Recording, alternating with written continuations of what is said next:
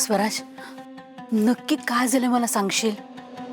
आत्या, मला पण खरंच काही माहिती नाही. मी नवीन कन्साइनमेंट आले त्याचं काम बघत होतो आणि एकदम सगळे आगा ओरडायला लागले. आत्या, मला असं वाटतं ना की दीपची आत खरंच काही चूक नाहीये. म्हणजे तो माझ्याच सांगण्यावरून आला होता आम्हाला मदत करायला. प्रीती, बस झालं, जास्त बोलू नकोस, नाही तर स्वतःच्या पायावर कुऱ्हाड मारून घेशील. म्हणजे तू बोलवलंस त्याला? हो, म्हणजे यामध्ये दीपची काहीच चूक नव्हती? मला तरी असंच वाटतंय. अरे मग तुम्ही त्याच्या त्यावेळेला दादाशी का नाही बोललात? प्रीती, बाप रे, मी त्या दीपला बोलवलं हे सांगून चूक तर नाही केली ना? प्रीती, प्रीती, मी तुझ्याशी बोलतेय. का तू दादाला त्याच्या त्यावेळेला सांगितलं नाहीस? आत्या, अगं बाबा किती चिडले होते बघितलंच ना आता. अगं कोणाची हिंमतच झाली नाही त्यावेळी बोलायची. तू तरी बोलू शकली असतीस का त्यावेळी? ते जाऊ दे, आत्ता सांगायचा प्रयत्न केलास ना त्यांना? ऐकलं त्यांनी? नाही. अगं बाबा समजावण्याच्या पलीकडेच गेले होते, त्यामुळे आम्ही कोणी काहीच बोलू शकलो नाही.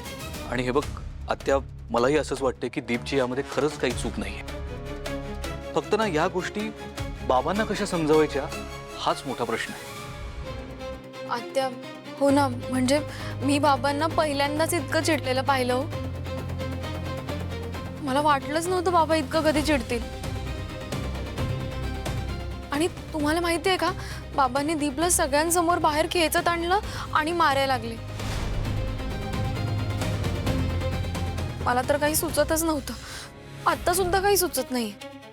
मला वाटतं कुठल्या तरी एका कामगाराने ती दारूची बाटली आणून टाकली असणार आणि गैरसमज होऊन बाबांनी तो राग दीपवर काढला असेल. मला पण असंच वाटतंय. आत्या, बाबांचा राग शांत झाल्यावर आपण त्यांच्याशी बोलूया. आणि ऐक ना प्लीज, तू पण आता फार नको विचार करूस. आम्ही बोलतो त्यांच्याशी. चला.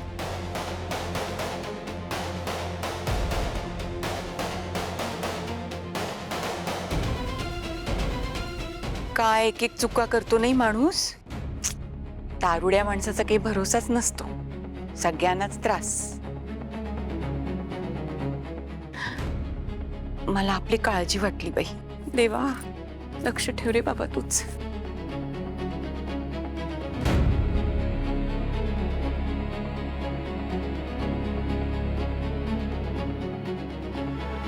एवढा बेजबाबदार नाहीये दीप. काहीतरी गडबड नक्की आहे. असं काही झालं की त्याच्यावरच आळ कसा काय येतो? दरवेळेला तोच कसा काय अडकतो?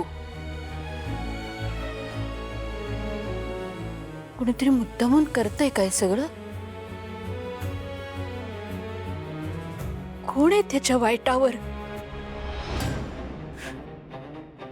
कसं शोधू? दीप, कसं वाचवू तुला?